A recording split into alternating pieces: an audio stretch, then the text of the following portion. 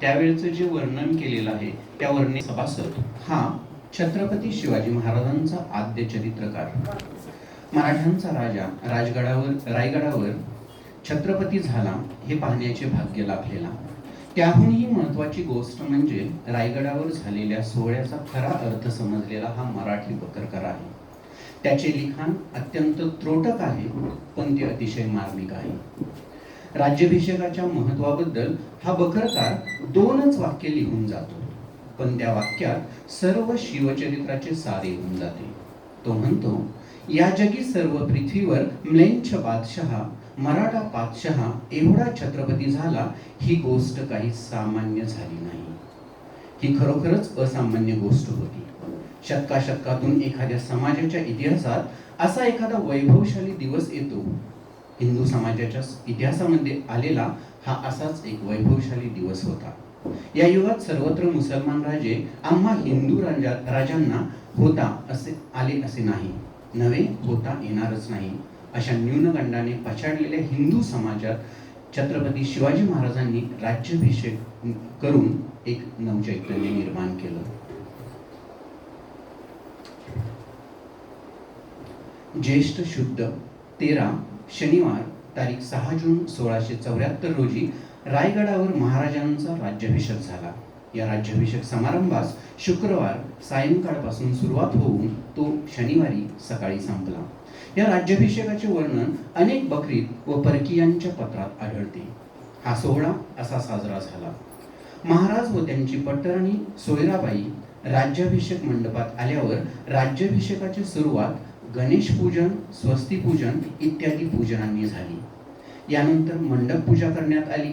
मंडपामधील महावेदीच्या पूर्वेस सुवर्ण कुंभ, दक्षिणेस रजत कुंभ, पश्चिमेस ताम्रकुंभ व उत्तरेस मातीचे कुंभ तूप, दूध, जल इत्यादींनी भरून ठेवले होते. त्याशिवाय देशातील पवित्र नद्यांच्या व सागरांच्या जलांनी भरलेले कुंभही तेथे होते. महावेदीवर अग्नी व ग्रह यांची प्रतिष्ठापना करून वेद मंत्रांच्या घोषात होम हवन झाले. यानंतर महाराजांनी समंत्र स्नान करून त्यानंतर पंचामृत स्नान केले. शुक्ल वस्त्र परिधान केल्यानंतर वेदीवरील आसंदीवर विधीपूर्वक आरोहण केले. नंतर अग्निपूजा केल्यावर महाराज अभिषेक शाळेत गेले. अभिषेक व सिंहासनारोहण असे राज्याभिषेकाचे 2 प्रमुख विधी होते. आता अभिषेक शाळेत अभिषेकाला सुरुवात होणार होती. अभिषेक शाळेत सोन्याचे आसन तयार केले होते. त्या आसनावर महाराज सोयराबाई व युवराज संभाजीराजे यांनी आरोहण केले. यावेळी अष्टदिशांना महाराजांचे अष्टप्रधान उभे राहिले होते. पूर्वेला पंतप्रधान मोरोपंत तुपाने भरलेला सोन्याचा कलश घेऊन उभे होते. आग्नेयेस अनाजी पंत सचित्र छत्र घेऊन उभे होते. दक्षिणेस हंबीरराव मोहिते सेनापती दुधाने भरलेला रौप्य कलश घेऊन उभे होते. पश्चिमेस रामचंद्र पंत अमात्य दह्याने भरलेला ताम्र कलश घेऊन व वायव्येस दत्ताजी पंत मंत्री मोर्चेल घेऊन उभे होते. याशिवाय अनेक अधिकाऱ्यांच्या हाती पवित्र नद्यांच्या जलांनी भरलेले कलश होते. या सर्वांनी वेद मंत्रांच्या घोषात महाराज, पट्टराणी व युवराज यांच्यावर अभिषेक केला. यावेळी सवाद्य वाद्यांचा गजर झाला. 16 ब्राह्मण सुवासिनींनी महाराजांना सोन्यांच्या पंचारत्या केल्या. यानंतर महाराजांनी पुन्हा स्नान करून काशाच्या परातीत आपले मुख पाहिले. हिरे व सोने यांचे अलंकार घालून वस्त्र परिधान करून डोईस मंदिल बांधला. त्यानंतर त्यांनी तलवार, ढाल, धनुष्य, बाण व रथ यांची पूजा केली. सत्पुरुष मातुश्री जिजाबाई, इतर वडीलधारी मंडळी, गागाभट्ट व इतर पंडित यांना नमस्कार करून त्यांच्यासह छत्रपती शिवाजी महाराज राजसभेत सिंहासनारूढ व्हावयास निघाले. राज्यसभेचे दालन अत्यंत सुशोभित करण्यात आले होते. राजारोहणासाठी अत्यंत मौल्यवान असे सिंहासन तयार करण्यात आले होते. त्यांच्या 8 दिशांना 8 रत्नजडित स्तंभ होते. राज्याभिषेकाच्या वेळी महाराजांच्या मस्तकावर धरावयाचे छत्र जडावयाचे मोतीलग झालरीचे होते. सभासद म्हणतो की महाराजांनी 32 मन सोन्याचे हे सिंहासन तयार करून कोशातील मौल्यवान रत्ने त्यामध्ये जडवलेली होती. सर जदुनाथ सरकार म्हणतात, 32 मन म्हणजे 14 लक्ष रुपयांचे सोने झाले. रत्नाची किंमत निराळी. त्याशिवाय हे सिंहासन तयार करीत असताना दिल्लीचे मयूर सिंहासन छत्रपती शिवाजी महाराजांच्या दृष्टीपुढे असावे. राजारोहणाच्या प्रसंगी हजर असलेला ऑक्सिंडन हा इंग्रज वकील या राज्यसभेचे वर्णन करताना म्हणतो, सिंहासनाच्या दोन्ही बाजूंना सुवर्ण अंकित भाल्याच्या टोकावर अनेक अधिकारदर्शक व राजसत्तेची चिन्हे असल्याचे आम्ही पाहिले. उजव्या हाताला 2 मोठमोठ्या दातांच्या मत्स्यांची सुवर्णाची शिरे होती. डाव्या हाताला अनेक अश्वपुच्छे व एक मौल्यवान भाल्याच्या टोकावर समपातळीत लोंबणारी सोन्याची तराजूची पारडी न्यायचिन्ह म्हणून तळपत होती. याशिवाय सभागृहाच्या भिंती शुभलक्षणी चिन्हांनी व चित्रांनी सुशोभित करण्यात आल्या होत्या. मोत्यांच्या झालरींनी छत श्रृंगारला होता. सभागृहाच्या प्रवेशद्वारी 2 शुभलक्षणी हत्ती सुवर्ण अलंकारासह उभे होते. ब्राह्मण पंडित, अष्टप्रधान, चिटणीस यांच्यासह महाराजांनी सभागृहात शुभवेळी प्रवेश केला. सिंहासनाजवळ येताच त्यास वंदन करून त्यास पायाचा स्पर्श न करता वेदमंत्रांचा घोष चालू असतानाच महाराजांनी सिंहासनावरती आरोहण केले. युवराज संभाजीराजे, गागाभट्ट व पंतप्रधान मोरोपंत हे सिंहासनाच्या खालच्या पायरीवर आसनस्थ झाले. इतर प्रधान, राज्यातील अधिकारी, निमंत्रित मंडळी, ब्राह्मण पंडित वगैरे त्यांना नेमून दिलेल्या जागी उभे होते. मातोश्री जिजाबाईंच्या समोर हा सोहळा पार पडत होता. महाराजांनी सिंहासनारोहण करताच वाद्यांचा गजर झाला, दुदुंबी झडल्या, रायगडावर तोफांचा गडगडाट झाला. त्याचबरोबर स्वराज्यातील सर्व किल्ल्यावरून तोफा कडाडू लागल्या. त्यांनी दशदिशांना गर्जून सांगितले की मराठ्यांचा राजा सिंहासनावर बसला. सिंहासनारोहणानंतर 16 सुवासिनी आणि 16 कुमारिका यांनी महाराजांना सोन्याच्या तबकातून पंचारती केली. यानंतर गागाभट्टांनी मोत्याचा तुरा वर लावलेल्या भरजरीचा राजमुकुट हातात घेऊन तो स्वहस्ताने महाराजांच्या मस्तकावर ठेविला व मोत्यांची झालर लावलेला रत्नजडित राजछत्र महाराजांच्या मस्तकावर धारण करून उच्च स्वरात शिवाजी महाराज हे छत्र सिंहासनाधीशर व संस्कारयुक्त राजे झाल्याचे घोषित केले. यानंतर गागाभट्ट व इतर ब्राह्मणांनी महाराजांना शुभाशीर्वाद दिला. पंतप्रधान मोरोपंत यांनी महाराजांना मुजरा करून 8000 होणांचा अभिषेक केला. यानंतर प्रत्येक प्रधानाने महाराजांना असाच होणांचा अभिषेक केला. त्यानंतर इतर अधिकाऱ्यांचे मुजरे झाले.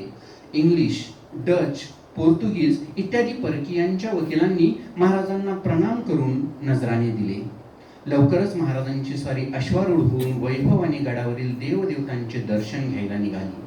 काही अंतर गेल्यावर महाराज सुवर्णालंकाराने सजविलेल्या एका गजराजावर आरूढ झाले. या गजावर माहूत होते खुद्द सेनापती हंबीरराव मोहिते. अंबारीत महाराजांच्या मागे खुद्द पंतप्रधानांनी मोर्चेल धरलेले होते. मंगल वाद्यांच्या गजरात मिरवणुकीने महाराजांनी गडावरील सर्व देवतांचे दर्शन घेतले. मार्गावर अनेक ठिकाणी त्यांच्यावर फुलांची वृष्टी करण्यात आली. पंचारत्या झाल्या. देवदर्शनानंतर राजसभेत परत येऊन कुलदैवत मातोश्री जिजाऊ यांना महाराजांनी वंदन केले. यानंतर राज्याभिषेकाचा सोहळा संपला. महाराजांनी या सोहळ्यासाठी अपार दानधर्म केला. विद्वान, पंडित, ब्राह्मण, संत, महंत, तळीतापसी इत्यादींना मुक्त हस्ते दाने दिली. 24,000 होऊन केवळ दक्षिणेवर खर्च झाले. गागाभट्टांना 7,000 होऊन दक्षिणा देण्यात आली. 7 जून 1674 रोजी सुरू झालेला हा दानधर्म पुढे 12 दिवस सुरू होता. रायगडावरून कोणीही रिक्त हस्ते परत गेला नाही. या समारंभास सभासदांच्या म्हणण्याप्रमाणे 1,42,00,000 होऊन खर्च आला. तर जदुनाथ सरकारांच्या मध्ये एकंदर खर्च सुमारे 10 लाख होऊन आला असावा.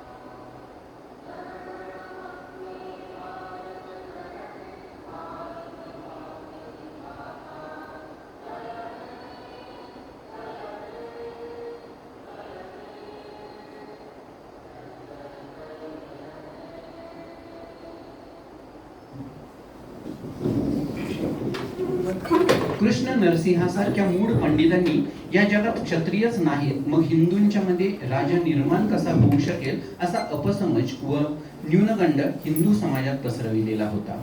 या न्यूनगंडाविरुद्ध महाराजांना झगडावे लागले व खुद्द क्षत्रिय असतानाही हे सिद्ध करण्यासाठी हा खटाटोप करावा लागला. त्यात ते यशस्वी झाले. राज्याभिषेकाने हे आता जाहीर करण्यात आले की क्षत्रिय नाहीसे झालेले नाही, ते जिवंत आहेत व ते राज्यसभा निर्माण करू शकतात. समस्त हिंदू समाजाला दिलासा व चैतन्य देणारी ही घटना होती. सर्व हिंदुस्थानावर इस्लामी वर्चस्व निर्माण झालेले असताना त्याविरुद्ध महाराजांनी बंडाचा झेंडा उभारला आणि ते वर्चस्व झुगारून देण्यात यशस्वी झाले. या इस्लामी लाटेपुढे यादवांचे सामर्थ्यशाली साम्राज्य हतबल होऊन नष्ट झाले होते. विजयनगरचे साम्राज्यही शेवटी नाश पावले होते आणि हिंदू समाजास एक प्रकारची अवकळा प्राप्त झाली होती. चैतन्यहीन गोळ्यासारखा हिंदू समाज पडून होता. त्यात छत्रपती शिवरायांच्या राज्याभिषेकाने चैतन्य भरले, जिवंतपणा आणला. हिंदूंचे राजपद निर्माण झाले, आपल्या समाजाला उन्नत केले. महाराजांनी स्थापन केलेले राज्य केवळ मराठ्यांनाच प्रेरक ठरणारे होते असे नाही, तर इस्लामी वर्चस्वाखाली राहणाऱ्या इतर प्रांतातील असंतुष्ट प्रजेलाही ते प्रेरक ठरणारे होते. इस्लामी सत्तेला यशस्वीपणे आव्हान देणारी हिंदूची एक सामर्थ्यशाली सत्ता म्हणून हिंदुस्थानातील सर्व जाती जमाती महाराजांच्याकडे एक राजा म्हणून आता पाहू लागल्या होत्या. महाराजांचे राज्य म्हणजे जावळीच्या चंद्रराव मोऱ्यांचे राज्य नव्हते. एवढेच नव्हे तर ते आदिलशाही सारखेही राज्य नव्हते, कारण जावळीचा चंद्रराव हा नावाचाच राजा होता व आदिलशाही सुलतानाने आता मुघलांचे स्वामित्व स्वीकारलेले होते. महाराजांनी स्थापन केलेले राज्य हे स्वतंत्र होते, ते सार्वभौम होते. ते विशाल अथवा अफाट नसेल, पण ते कुणाचेही स्वामित्व मानत नव्हते, हे विशेष आहे. राज्याभिषेकाने अशा राज्याची राज्यशास्त्रीय व धर्मशास्त्रीय दृष्ट्या खरी स्थापना झाली. राज्याभिषेकामधील हा अत्यंत महत्त्वाचा मुद्दा आहे, हे आपण लक्षात घेतले पाहिजे. महाराजांची सर्वात मोठी कर्तबगारी हीच आहे. या कर्तबगारीचा खरा आविष्कार राज्याभिषेकामध्ये दिसून येतो. राज्याभिषेकाच्या संदर्भात आणखी एका घटनेची आठवण केली पाहिजे, ती म्हणजे महाराजांचे वडील शहाजी राजांच्या ठिकाणी स्वतंत्र शाही निर्माण करण्याचे सामर्थ्य होते. त्याचप्रमाणे त्यांनी स्वतंत्र निजामशाही निर्माणही केली. अल्पवयाच्या निजामशहाला मांडीवर घेऊन स्वतंत्र शाहीचा पुकारा त्यांनीच केला होता, परंतु स्वतःच राज्याभिषेक म्हणून कधीही घेतला नाही. परिस्थितीमुळे म्हणा किंवा त्यांच्या विचारसरणीच्या मर्यादेमुळे म्हणा, त्यांना ते शक्य झाले नाही. महाराजांचे कार्य यापुढचे आहे. त्यांनीही शाही निर्माण केली, पण स्वतःची शाही निर्माण केली, दुसऱ्यांची, परक्याची नाही. राज्याभिषेकाचे खरे महत्त्व हे आहे. राज्याभिषेकाने महाराजांच्या स्वराज्य निर्मितीच्या कार्यावर कळस चढवला गेला. घटनात्मक दृष्ट्या खऱ्या अर्थाने स्वतंत्र सार्वभौम राज्य निर्माण होऊन त्याची घटना तयार झाली. अष्टप्रधान मंडळ हे या घटनेचे मुख्य अंग होते. अष्टप्रधानापैकी काहींच्या नेमणुका यापूर्वीच झाल्या असल्या तरी आता त्या संस्कृत नावानिशी राज्याचे एक अंग म्हणून स्थिर झाल्या. महाराजांनी पेशव्यास पंतप्रधान, मुजुरास अमात्य अशी संस्कृत नावे देऊन फारसी भाषेचे अतिक्रमण नष्ट करण्याचा प्रयत्न केला. खुद्द स्वतःसाठी सुद्धा विक्रमादित्य अशा प्रकारचे बिरुद न घेता ते छत्रपती असे घेतले. त्याचा अर्थ छत्र धारण करणारा राजा. या छत्राखाली सर्व प्रजेला न्यायाने व धर्माने वागवले जाईल, तिचे संरक्षण केले जाईल असे आश्वासन या पदवीत आहे आणि म्हणूनच छत्रपती ही पदवी त्यांनी घेतली. महाराजांनी या समारंभाचे ऐतिहासिक महत्त्व चिरकाल राहावे यासाठी राज्याभिषेकापासून राज्याभिषेक शक सुरू केला. शक सुरू करणे म्हणजे सामान्य बाब नाही. शक सुरू करणे म्हणजे नवीन युग सुरू करणे. अखिल हिंदू समाजात व हिंदवी राजकारणात या राज्याभिषेकाने नवे युग सुरू झाले आहे. हेच महाराजांना या शकाच्या निर्मितीने घोषित करावयाचे होते. हा घटनात्मक बदल महत्त्वाचा आहे. तसेच स्वतंत्र राज्याचे ही चलन स्वतंत्र असले पाहिजे म्हणून महाराजांनी आपल्या राज्याची नवीन नाणी पाडण्यास सुरुवात केली. तांब्याचा पैसा शिवराई व सोन्याचा शिवराई होऊन ही महाराजांची नवी नाणी यावेळी प्रचारात आली. महाराजांच्या राज्यकारभारात राज्याभिषेकाने नवीन पर्व सुरू झाले. धर्मशास्त्रानुसार जे कायदे योग्य होते ते तसेच ठेवले गेले, काही नवे केले गेले. या कायद्यांचे स्वरूप मुलकी, लष्करी, धर्मविषयक व न्यायविषयक असे होते. पूर्वीचे लेखन पद्धती मुसलमान धाटणीची होती. ती बदलून महाराजांनी मराठी धाटणीची लेखन पद्धती निर्माण केली. त्यासाठी महाराजांच्या आज्ञेने बाळाजी आवजी चिटणीस या हुशार चिटणीसाने लेखन प्रशस्ती नावाचा ग्रंथ लिहिला. तसेच मराठी भाषेचा राज्यकारभारात अधिकाधिक पुरस्कार करण्यात आला. मराठी भाषेवरील फारसीचे अतिक्रमण दूर करण्यासाठी रघुनाथ पंडिताने महाराजांच्या आज्ञेवरून राज्य व्यवहार कोश निर्माण केला आणि राज्य कारभारातील फारसी नावाने संस्कृत नावे रूढ केली. आज वाचन प्रेरणा दिनाच्या निमित्तानं हा जो 350वा राज्याभिषेक आपण सर्वजण यावर्षी साजरा करत आहोत, त्यानिमित्तानं राज्याभिषेकाचं जे वर्णन आहे ते आपल्या कानावरती पडावं, आपण त्याचे साक्षीदार व्हावे, म्हणूनच हा सगळा वाचन प्रपंच. यानंतर जास्त वेळ न घालवता मी आजच्या या कार्यक्रमाचे प्रमुख पाहुणे, त्याचबरोबर मार्गदर्शक, आमचे मित्र, कला वाणिज्य महाविद्यालय नागठाणे येथील सहाय्यक प्राध्यापक, त्याचबरोबर हिंदी विभागाचे विभाग प्रमुख सहाय्यक प्राध्यापक शौकत अत्तार सर यांना वाचन प्रेरणा दिनाच्या निमित्तानं आपणा सर्वांना मोहित करावं, त्याचबरोबर मंत्रमुग्ध करावं अशी त्यांना विनंती करतो. हिंदी विभाग प्रमुख सहाय्यक प्राध्यापक शौकत अत्तार सर. शिवराज्याभिषेक दिनाच्या हार्दिक शुभेच्छा. सगळ्यांना एकच विनंती फक्त की जे काही मी पुढं 30-40 मिनिटात तुम्हाला जे बोलेल ते कॉन्सन्ट्रेशननी फक्त कृपया ऐकावं.